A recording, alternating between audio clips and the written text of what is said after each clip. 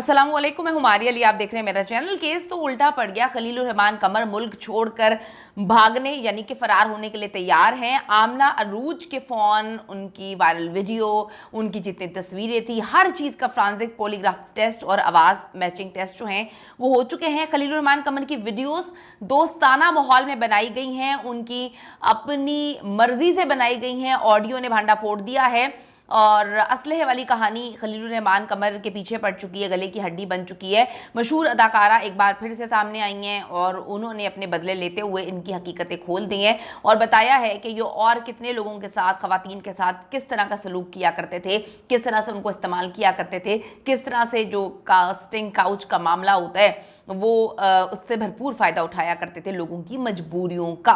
Video को आखिर तक देखिएगा ताकि आपको समझ आ सके कि हमें हमेशा अपने गिरेबान में झांक कर दूसरों पर उंगलियां उठानी चाहिए, क्योंकि इस हमाम में हम सब एक जैसे हैं।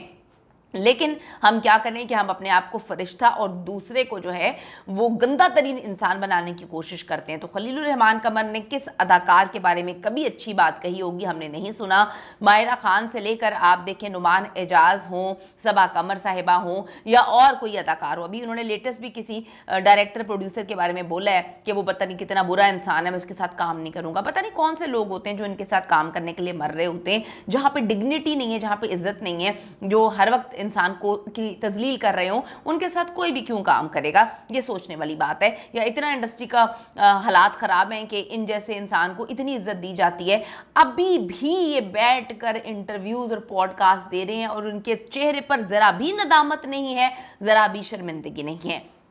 खलीलुर रहमान कमर की वीडियो लीक होने के बाद केस का रुख तब्दील हो गया था, आप सबको पता है। जो बड़ी धाड़े मार मार के अपने आप को शेर बनने की कोशिश कर रहा था, बाद में पता चला कि भाई वो तो चूहा है और बिल में जाकर वो घुस गए हैं। अब इस वीडियो का रिकॉर्ड का हिस्सा जो है वो बना लिया गया है और वीडियो को फोरेंसिक भी इसका करवाया गया है। वीडियो फोरेंसिक में ऑडियो भी शामिल है और खलीलुर रहमान कमर और आमना जिनके दरमियान में वो कहते हैं कि बंदूक की नोक पर सारे मामला हो रहे थे, बड़े दोस्ताना माहौल में रोमांटिक गुफ्तगू करते हुए इससे सारे के सारे राज बेनकाब हो गए हैं। तो जो पुलिस वाले बैठे हुए थे इनके साथ, जो 9 तो 11 हो गए हैं, जब ये बैठकर प्रेस कॉन्फ्रेंस कर रहे थे तो वो पुलिस वाले कहाँ पर हैं जो कहते थे वहाँ पे बैठ के कि जी कोई वीडियो नहीं आएगी, वीडियो सारी झूठी है। उसके बाद भी पुलिस ने ये कहानी सुनाई है कि झूठी वीडियो है, तो वीडियोस तो झूठी नहीं है। और मेरे दोस्त रिपोर्टर्स वहाँ पर मौजूद थे, उनका नाम नहीं लूँगी, उनके चैनल्स का नाम भी नहीं लूँगी, बड़े चैनल्स के थे।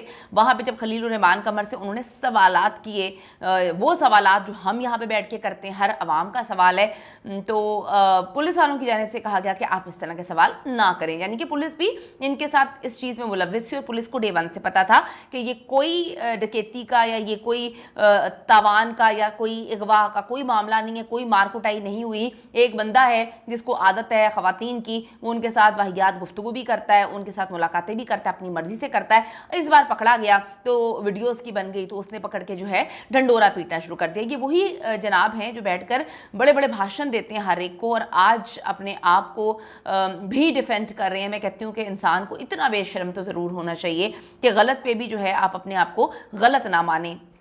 अब लगता है खलीलुर रहमान कमर को एक और इंटरव्यू देना पड़ गया है जिसमें जो है वो कहेंगे कि जी मुझे सिर्फ फिजिकल एक्टिंग नहीं करनी थी बल्कि डायलॉग्स भी बोलने थे और उसके तो मैं माहिर हूँ। यानी कि अब जब ये फोरेंसिक वगैरह हो गई हैं, चीज़ें पता चल चुकी हैं कि असली वीडियोज़ हैं, पुलिस भी इनको छुपा रही है सारे मामलात को, क्योंकि पुलिस भी डेफिनेटली दुनिया के सामने बेनकाब हो जाएगी, एक्सपोज हो जाएगी। तो अब ये नया इंटरव्यू आएगा, उसमें कहेंगे कि जी मुझे एक्टिंग करने के लिए एक और बंदा बॉम्ब लेके खड़ा हुआ था, डिवाइस जो है वो मेरे कपड़ों के अंदर डाली हुई थी कि अगर मैं सही से एक्टिंग नहीं करूँगा तो वो ऑटोमेटिकली फट जाएगी। और जो है फिर आप देखें कि मैं क्या करता, मैं तो बड़ा मजबूर था। 8 बंदे जो है वो बंदूकें लेके खड़े हुए थे, एक वो सामने बंदूक लेके बैठी हुई थी, एक डिवाइस मेरी शर्ट के अंदर लगी हुई थी बॉम्ब की, एक मेरे पाँव के नीचे थी। तो ये कहानियाँ, तो फिर मुझे डायलॉग तो रोमांटिक अंदाज में बोलने पड़ने ही थे, जान है तो जहान है। लेकिन ये अदालत आप सबको पता है कि डायलॉग्स तो मानती नहीं है, साफ साफ कह देना है कि जी ये सब खलीलुर रहमान कमर और आमना अरूज की बाहिमी रजामंदी से किया गया है और इतने मेच्योर वो हैं, उनका अपना फैसला था। खलीलुर रहमान कमर का को दोबारा जो है वो बोलना महंगा पड़ गया। अभी भी वो बोल रहे हैं और जब वो फिर बोल रहे हैं अदाकारों पर फिर बात कर रहे हैं तो फिर अब अदाकारें सामने आ रही हैं जो ज़रा मतलब स्ट्रॉन्ग हैं वो आकर फिर इनके बारे में बोल रही हैं। शर्मनाक वीडियो लीक होने के बाद खलीलुर रहमान कमर खामोश रहते तो फिर ठीक था, लेकिन उनको जो है लगा कि बोलना चाहिए ताकि मैं गलत साबित ना हूँ। अगवा वाली स्टोरी के बाद खलीलुर रहमान कमर ने इंटरव्यूज़, पॉडकास्ट, जो कॉन्फ्रेंसेस वगैरह जो भी वो कर रहे थे, फिर उस वक्त बंद हुई जब ये वीडियोस आती हैं। वो बिल्कुल खामोश हो गए। कुछ दिन पहले उन्होंने दोबारा से पॉडकास्ट, इंटरव्यूज़ देना शुरू किए हैं और वो कहते हैं कि पाकिस्तानी अवाम मुझे समझ नहीं सकी, पाकिस्तानी अवाम को सोचना चाहिए कि किस तरह से मुझे उन्होंने जो है जलील किया है, तजलील की है।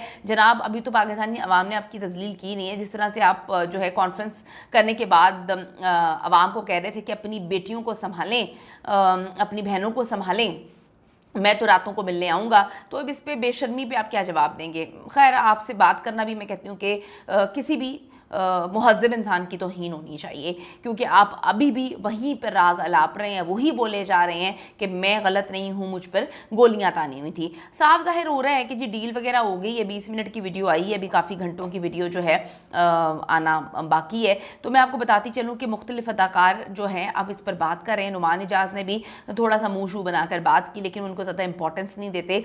आप देखें कि जो है याले सरहदी जो है एक बड़ी मशहूर अदाकारा हैं, उन्होंने कहा, उनसे पूछा गया कि जी खलील रहमान कमर की जो नामुनासिब वीडियो वायरल हुई है, क्या वो बंदूक के ज़ोर पर बनाई गई है या नहीं?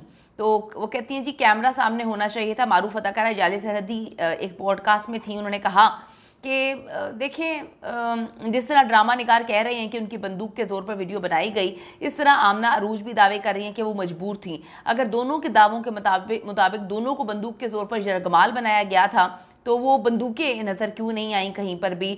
और याले सरहदी से मज़ीद सवाल करते हुए कहा कि जी लोग ये पूछना चाहते हैं कि अगर सर पर बंदूक रखकर उनसे वीडियो बनवाई गई तो वो साफ क्यों नहीं थी? जब कोई किसी के पैसों की गर्ज से अगवा करता है तो वो साफ वीडियो बनाता है और कहता है कि जी पैसे दो वरना हम गोली मार देंगे, जिस तरह तावान के लिए अगवा करते हैं। खलील रहमान कमर को भी इसी तरह इसकी कोई वीडियो होती, लेकिन ऐसा कुछ नहीं था।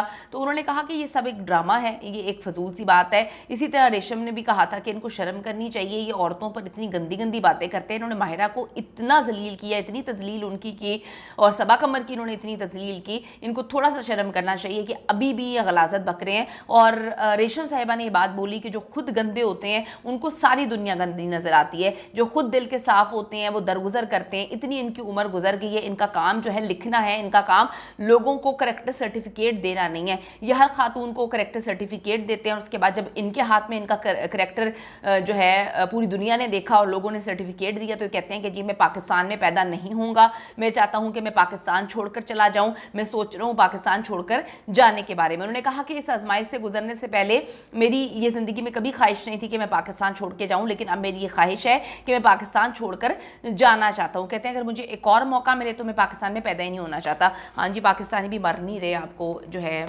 दोबारा से यहाँ पे बर्दाश्त करने के लिए। कमेंट सेक्शन में जाके ज़रूर बताइएगा कि जो लोगों को सर्टिफिकेट देते थे करेक्टर के हवाले से, जब उनका करेक्टर दुनिया को नज़र आया और उनके सामने आया तो फिर उनकी हवा क्यों निकल गई और आज वो पाकिस्तानियों को बुरा क्यों कह रहे हैं?